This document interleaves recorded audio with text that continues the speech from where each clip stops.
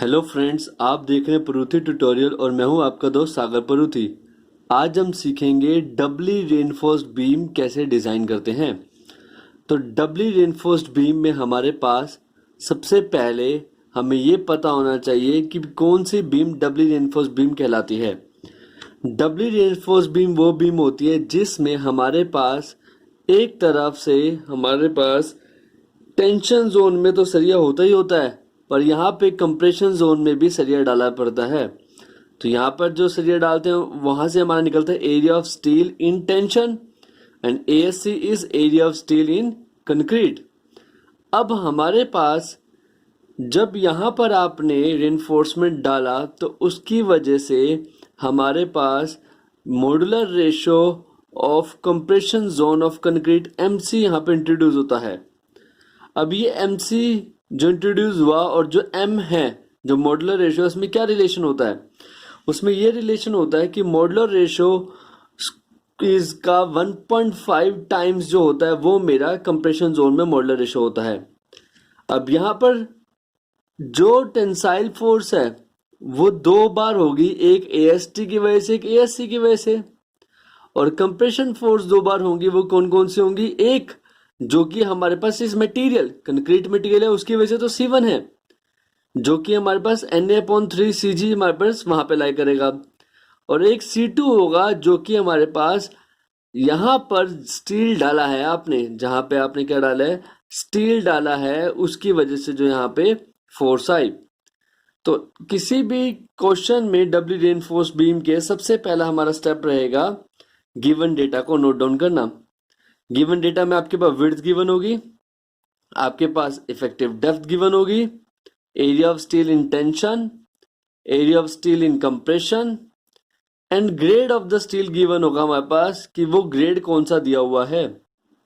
साथ के साथ हमारे पास गिवन होगा रिलेशन जो हमें हर क्वेश्चन के लिए सेम रखना होता है मॉड्यूलर रेशो का। फिर हमारा आता है step number 2, neutral axis actually कितने डेप्थ पे है। दिस एन ए कितने डेप्थ पे है न्यूट्रल एक्सिस।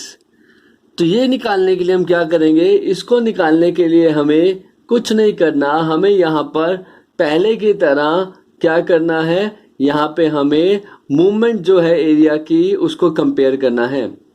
तो यहाँ पर सबसे पहले कंक्रीट के वैसे बी चौड़ाई है, तो यहाँ पे बी हमारे पास क्या है? विड्थ है, इंटू बी विड्थ है हमारे पास, साथ में हमारे पास डेप्थ है उसकी Na, ये एरिया सीजी उसका Na का हाफ। साथ के साथ यहाँ पर हमारे पास अब पहले तो सिर्फ ये था कंक्रीट था, अब इसी कंप्रेशन जोन में सरिया भी है ASC। अब हमारे पास यहाँ पे खाली क्या था? पहले कंक्रीट था, अब यहाँ पे सरिया भी है ASC। तो जो यहाँ पर सरिया भी है ASC उसके बारे में जब हम पढ़ेंगे तो यहाँ पे कैसे लेंगे? यहाँ पर हम उसका इफेक्ट लेंगे कि हमारे पास उसमें पड़ रहा है क्या? हमारे पास ASC भी पड़ रहा है। तो हमारे पास यहाँ पे आएगा ASC M के साथ हमेशा लिया जाता है मॉड्यूलर रेशियो कंप्रेशन जोन में ASC, साथ में हमारे पास उसका डिस्टेंस देखिए, डिस्टेंस देखिए जो ASC हमारे पास है, जो हमारे पास यहाँ पे क्या है? ASC है, वो हमारे पास कहाँ से कहाँ तक डिस्टेंस होगा? देखिए यहाँ पे ये CG वाली लाइन दिख रही है, यहाँ से यहाँ तक Na है, यहां से यहां तक का DC हटाना पड़ेगा, तो यहां से यहां तक कितना आएगा? Na-DC। तो यहाँ पे हम पुट करेंगे कितना आएगा? यहाँ पे Na-DC। साथ में हमारे पास माइनस करेंगे उस एरिया को, वो क्योंकि वहां पे कंप्रेशन सरिया है, सरिया तो हटाना पड़ेगा क्योंकि वहां पे अब कंक्रीट नहीं बचा, वहां पे हमने सरिया डाल दिया, तो वो आएगा Na-DC, फिर से डिस्टेंस। ये वाला था कंक्रीट के साथ जो कंपैरिजन किया और ये वाला था स्टील वाला। अब equal to tension zone, tension zone में देखें आपके पास AST M के साथ लेंगे हम, M इंटू AST, साथ में हमारे पास यहाँ पे क्या है? यहाँ से यहाँ तक का डिस्टेंस कितना है? D-Na। तो कंपेयर करेंगे, यहाँ पे क्या आएगा? M into AST, M into AST, साथ में ब्रैकेट में D-Na। अब हमारे पास यहाँ पे देखें पूरी वैल्यू में और इस पूरी वैल्यू में आप देखें ASC Na-DC कॉमन है, तो कॉमन ले लीजिए और छोटा हो जाएगा ये, और ये हमारे पास क्या बन जाएगा इक्वेशन बन जाएगी bna²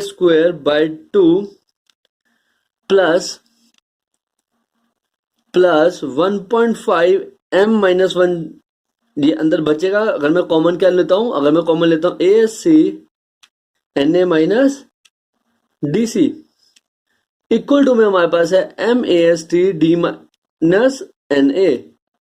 तो इस इक्वेशन का इस्तेमाल मैं करके क्या निकाल सकता हूं, अपना न्यूट्रल एक्सिस Na की वैल्यू को निकाल सकता हूं। फिर मेरा यहाँ पे स्टेप नंबर 2 खत्म हो जाएगा। फिर आता है step number 3। In step number 3 हमें निकालना होता है critical depth of neutral axis.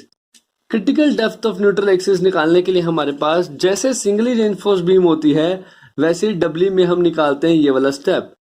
तो हम यहाँ पे निकालेंगे इसके अंदर, तो हमारे पास क्या वैल्यू आएगी, तो हमारे पास यहाँ पे critical depth of neutral axis का फॉर्मूला होगा m sigma CBC upon m sigma CBC plus sigma ST into D।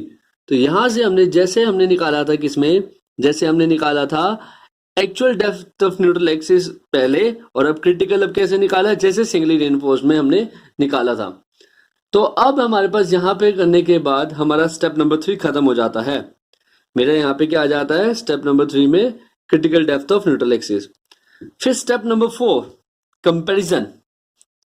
Na आप निकाल चुके हैं, NC आप निकाल चुके हैं। अगर Na की वैल्यू मेरी NC से कम होती है तो मैं मानता हूं कि मेरा स्टील के अंदर जो स्ट्रेस है वो मैक्सिमम वैल्यू रीच कर चुका है, जो कि सिग्मा ST हमारे पास होती है due to grade of concrete. उस केस में हमें क्या करना होता है, उस केस में हमें कुछ नहीं करना, उस केस में सीधा सीधा हमें सिग्मा CBC को निकालना पड़ेगा बाय यूजिंग दिस रिलेशन। अभी रिलेशन कैसे आया, रिलेशन हमारे पास उसी स्ट्रेस डायग्राम से आया। उसी स्ट्रेस डायग्राम को एक बार दोबारा देखेंगे कि उसी स्ट्रेस डायग्राम में अगर मैं देखूं तो उस रिलेशन के लिए सिग्मा CBC इंटू यहां से यहां तक Na, sigma ST upon M यहां से यहां तक D-A, तो perpendicular upon base similar triangle की प्रॉपर्टी लगा के मेरे पास यहाँ पे बन जाएगा परपेंडिकुलर अपॉन बेस। यहां से मैं सिग्मा CBC निकाल लूंगा। ये तब जब Na लेस देन हो NC से। बट अगर Na ज्यादा आ जाए NC से, उस केस में हमें क्या करना पड़ता है, हमें सिग्मा CBC नहीं निकालना पड़ता, वो ऑलरेडी अपनी मैक्सिमम वैल्यू को रीच कर चुका है। तो सिग्मा CBC डैश निकालेंगे सीधा उस केस में। सिग्मा CBC डैश के लिए भी हमें कुछ नहीं करना, हमें सिमिलर ट्रायंगल्स को पिक करना है जो कि हमने स्ट्रेस डायग्राम में बनाया था। तो एक बार दोबारा देख लेते हैं ये कैसे आया। यहाँ पे देखिए सिमिलर ट्रायंगल वाली प्रॉपर्टी अब जो लगानी है वो कहाँ लगानी है, इस ट्रायंगल में। सिग्मा CBC के लिए यहां से यहां तक का डिस्टेंस कितना है, Na। सिग्मा CBC डैश के लिए यहां से यहां तक का डिस्टेंस कितना है, Na में से इस DC को हटा दो, तो यहां से लेके यहां तक का डिस्टेंस आ जाएगा Na - DC। तो यहां पे हमारे पास पुट करेंगे तो सिग्मा CBC डैश के लिए तो Na - DC और सिग्मा CBC के लिए खाली Na। इस इक्वेशन में वैल्यूज डाल के मैं सिग्मा CBC डैश निकाल लूंगा और मेरा स्टेप नंबर 4 यहाँ पे खत्म हो जाएगा। फिर आता है step number 5। In the step number 5 we need to determine the moment of resistance।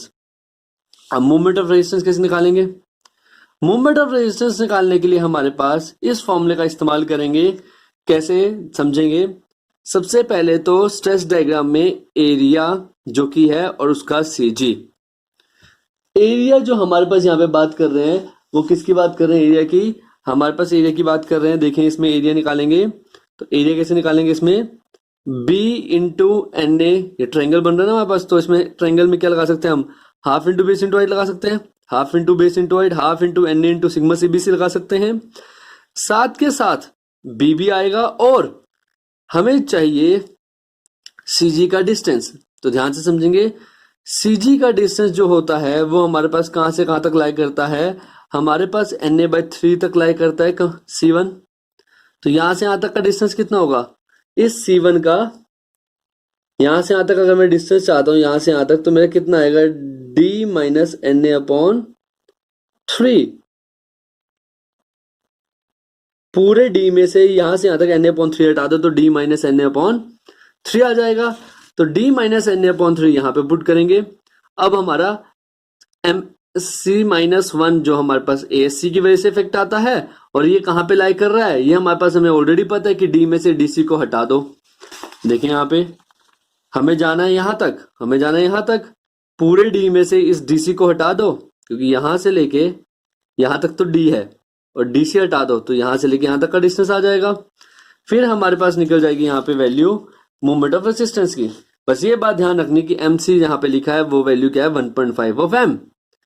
और अगर यही मैं steel beam theory using the area of tension reinforcement में यूज करूं तो मैं सीधा सीधा इस फॉर्मूले से भी मोमेंट ऑफ रेजिस्टेंस निकाल सकता हूं।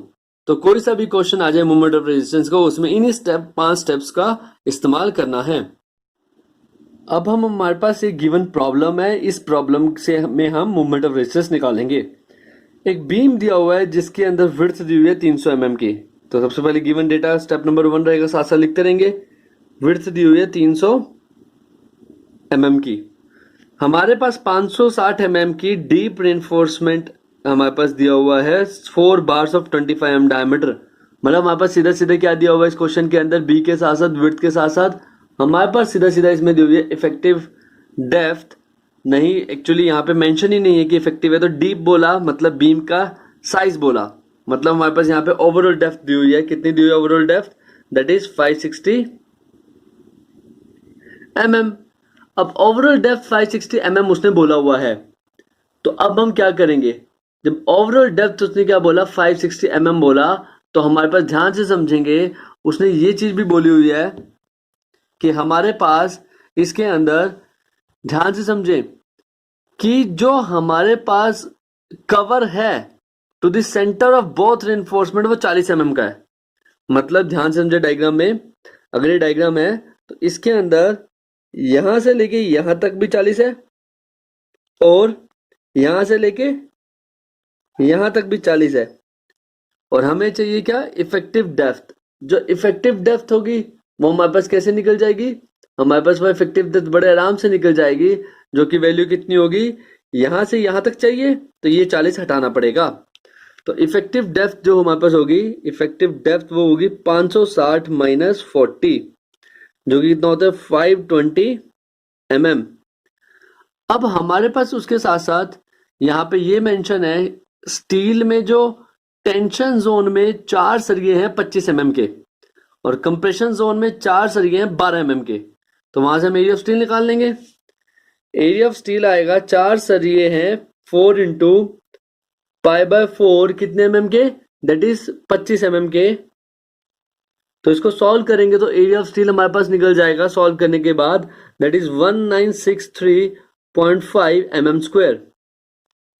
अब इसके बाद हमारे पास area of steel in compression, ऊपर वाले की बात कर रहे हैं, AC π/4 इंटू डायमीटर, इसमें कितना दिया हुआ है 12 mm का दिया हुआ है, लेकिन है ये भी 4 सरिया, तो इंटू 4 इक्वल टू, इसको सॉल्व करेंगे तो हमारे पास आएगा 452.4 mm square, 452.4 mm square.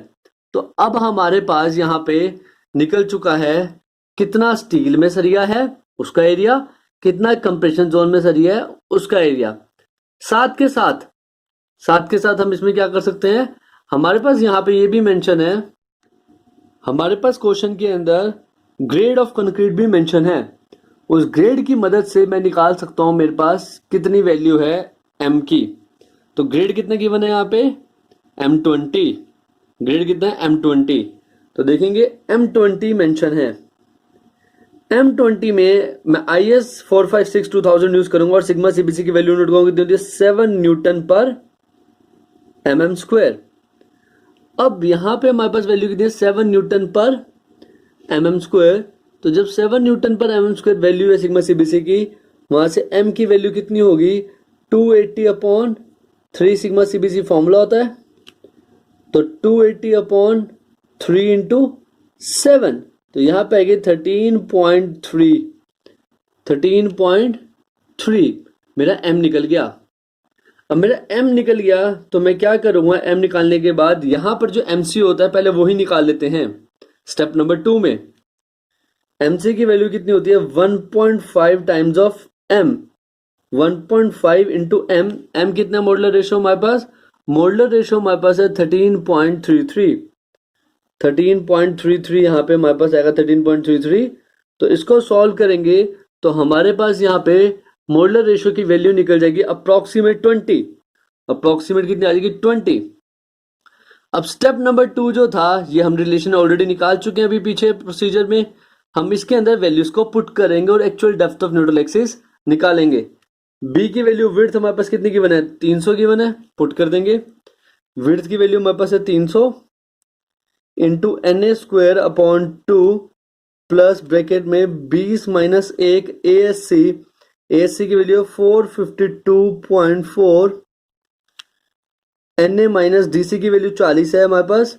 DC क्या होगा यहाँ पे, ऊपर वाला कितना दिया हुआ है यहाँ पे, इफेक्टिव कवर 40 दिया हुआ है, ये हमारा DC है। तो यहाँ पे पुट कर दिया DC की 40, उसके बाद M की वैल्यू फिर से 13 पॉइंट, यहाँ पे हमारे पास जो M है, ध्यान रखेंगे यहाँ पे जो हमारे पास M है जो हम यहाँ पुट करने वाले हैं वो M हमारे पास कौन सा रहेगा, नॉर्मल M रहेगा। 13.33 इंटू AST की वैल्यू हमारे पास है 1963.5, D इफेक्टिव डेप्थ की वैल्यू है 520 माइनस NA। तो हमारे पास सब कुछ NA की टर्म्स में क्वेश्चन आ गई, सारी क्वेश्चन हमारे पास यहाँ पे किसकी टर्म्स में आ गई, NA की टर्म्स में आ गई। तो जब हमारे पास सारी क्वेश्चन NA की टर्म्स में आ गई, अब हम इसको सॉल्व करेंगे तो हमारे पास एक क्वाड्रेटिक इक्वेशन आएगी, that will be comes out as, कितनी आ जाएगी हमारे पास क्वाड्रेटिक इक्वेशन, जब हम इसको सॉल्व करेंगे तो हमारे पास क्वाड्रेटिक इक्वेशन आ जाएगी NA square plus 231.8 NA minus 93027 equal to 0। अब इसको सॉल्व कर दीजिए, इसको सॉल्व कर दीजिए by the help of calculator और by the help of quadratic formula. तो जब इसको सॉल्व करते हैं तो NA की वैल्यू हमारे पास सीधी सीधी निकलती है 210.4 mm। तो ये आपका निकला actual depth of neutral axis, और यहाँ पे मेरा स्टेप नंबर 2 खत्म हो जाएगा। अब स्टेप नंबर 2 के बाद actual depth of neutral axis निकलने के बाद स्टेप नंबर 3 हमारा रहेगा critical depth of neutral axis निकालना।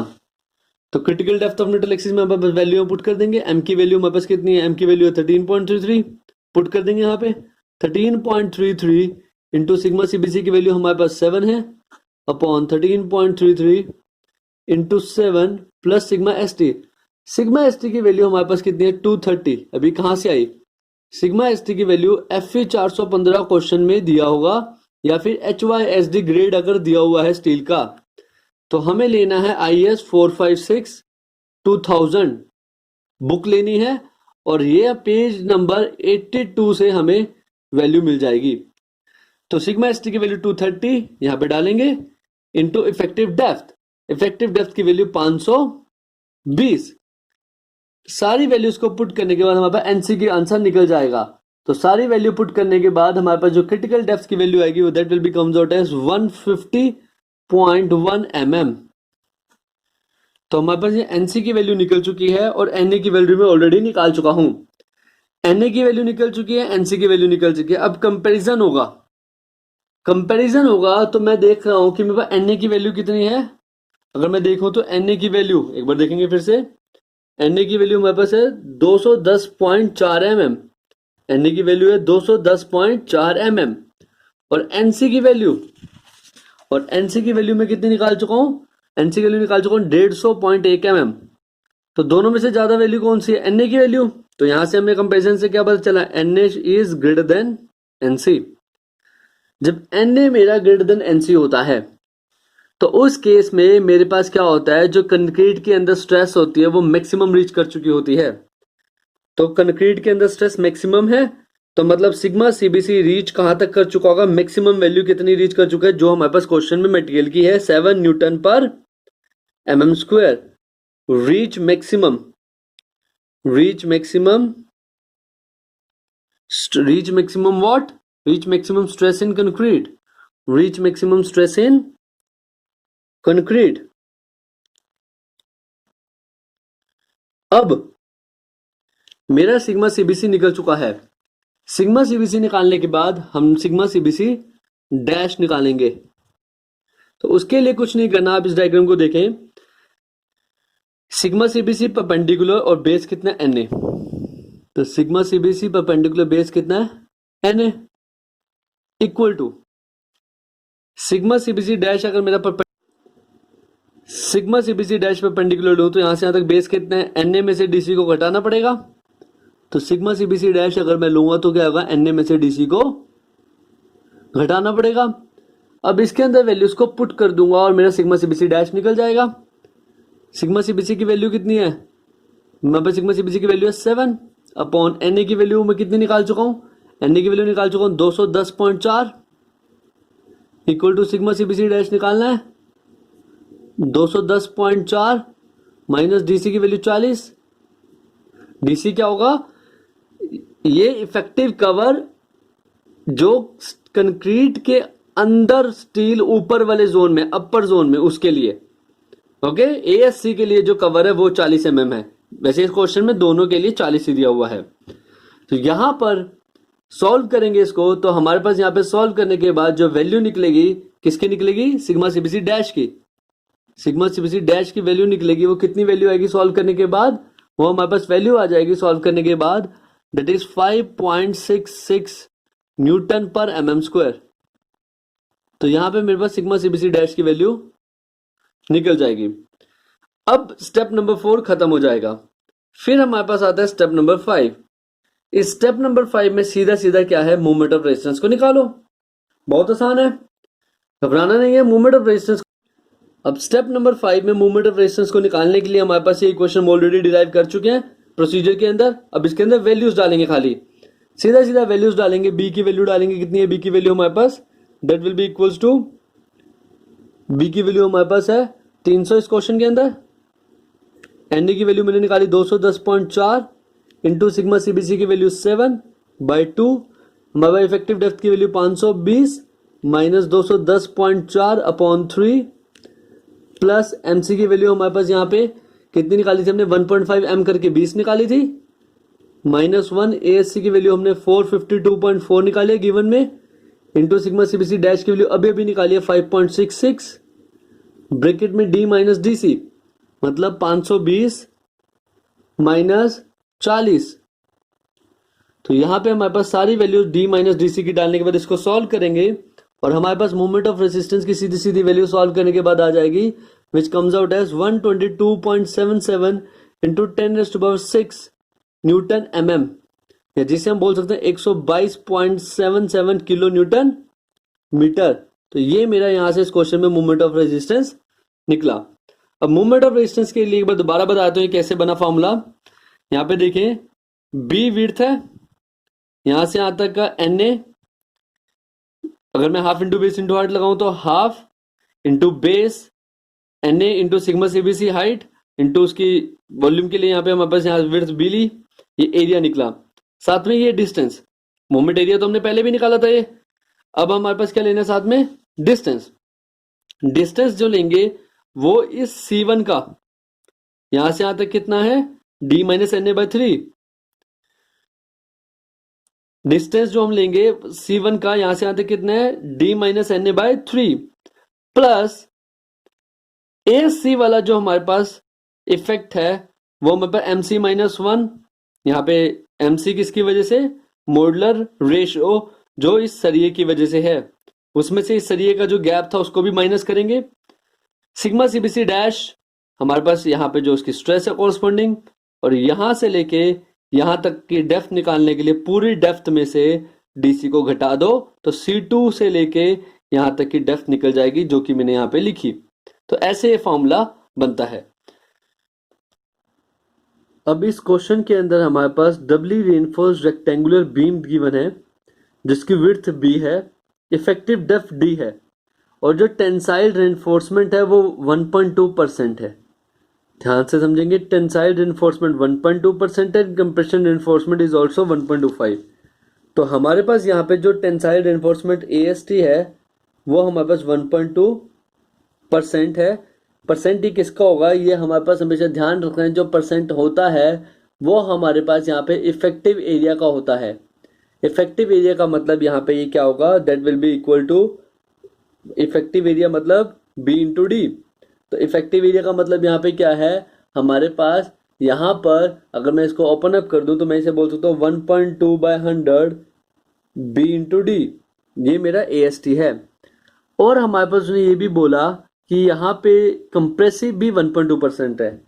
तो अगर मैं कंप्रेसिव की बात करूं, ASC की बात करूं, तो वो भी कितना आएगा हमारे पास 1.2% को मैंने 100 कर दिया यहाँ पे into area B into D.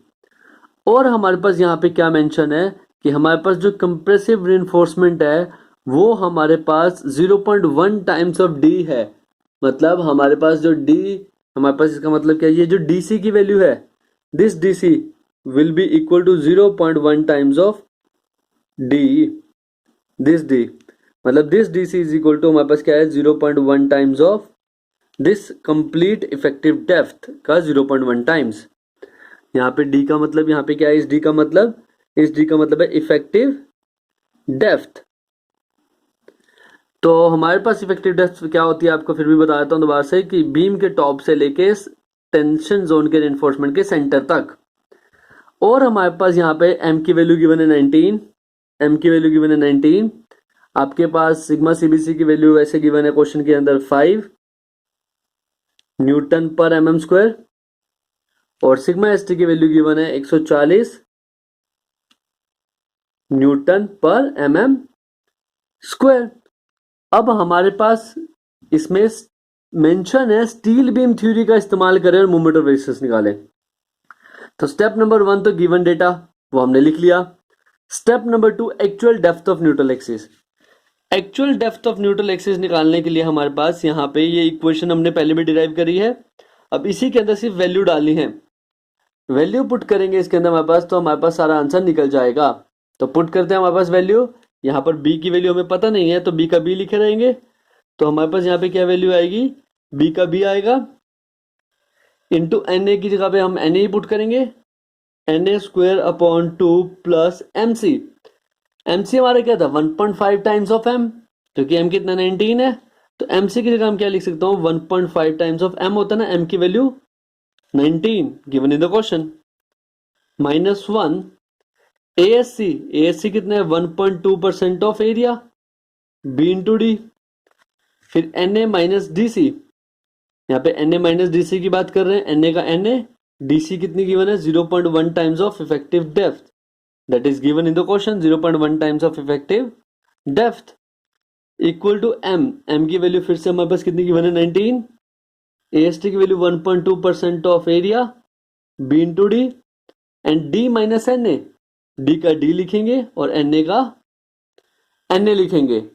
अब इसमें देखिए यहाँ पर भी क्या है B, यहाँ पर हमारे पास क्या दिया हुआ है इफेक्टिव विड्थ B, यहाँ पर भी B, यहाँ पर भी, तो B कॉमन ला के कैंसिल हो सकता है लेफ्ट हैंड राइट और राइट हैंड साइड का, तो B हटा दीजिए। तो हमारे पास क्या इक्वेशन बनेगी, तो हमारे पास इक्वेशन आ जाएगी सॉल्व करने के बाद उसको, that will be equals to NA square plus 1.116, यहाँ पे हमारे पास साथ में क्या आएगा N के साथ साथ यहाँ पे हमारे पास आएगा D, NA इंटू डी, साथ में हमारे पास क्या बच रहा है -0.522 डी स्क्वायर इक्वल टू 0। ये हमारे पास इक्वेशन बच रही है। तो हमारे पास क्या बच रहा है यहाँ पे डी स्क्वायर इक्वल टू 0। तो अगर मैं NA की टर्म्स में देखूं तो एक क्वाड्रेटिक इक्वेशन ही है, ये क्वाड्रेटिक इक्वेशन ही है जिसमें हमारे पास यहाँ पे D कांस्टेंट है।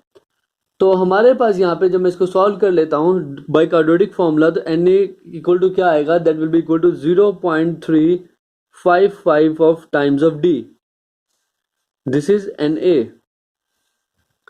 अब हमारे पास यहाँ पे actual depth of neutral axis निकल गया। अब मैं निकालूंगा critical depth of neutral axis. Critical depth of neutral axis निकालने के लिए कुछ नहीं करना, उसका फॉर्मूला यूज करना है critical depth of neutral axis का, जो कि क्या होता है हमारे पास, वो हमारे पास होता है M sigma CBC upon M sigma CBC plus sigma ST, साथ में मल्टीप्लाई क्या होता है इसके, साथ में मल्टीप्लाई होता है इसके D।